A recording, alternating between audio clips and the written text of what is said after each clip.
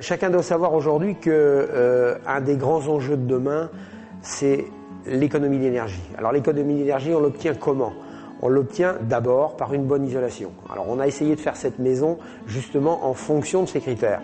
Cette maison a une isolation par le sol, une isolation murale et une isolation plafond. Nous avons fait en sorte de réaliser une boîte parfaitement étanche pour éviter justement les agressions extérieures du froid et aussi conserver la chaleur. Alors il y a une autre constance, c'est qu'il faut profiter des apports extérieurs. C'est la raison pour laquelle nous avons fait des grandes baies qui sont exposées sud-sud-ouest, dans lesquelles le soleil vient s'engouffrer. Et effectivement, on peut constater, nous sommes en plein hiver et aujourd'hui le chauffage ne marche pas. Il ne marche pas parce que nous bénéficions des apports solaires extérieurs. Les apports solaires, nous en servons aussi pour faire fonctionner un chauffe-eau solaire.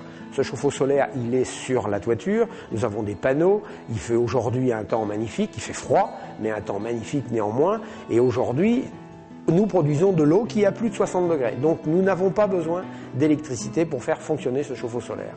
Alors concernant le chauffage pur, cette maison a été réalisée avec un chauffage par le sol, dit par le sol, mais à tuyaux d'eau. Vous avez un circuit de serpentin partout sous cette dalle et tout ceci est relié à ce qu'on appelle une pompe à chaleur. Alors la pompe à chaleur, il y a une unité extérieure et une unité intérieure. Alors pourquoi une pompe à chaleur ?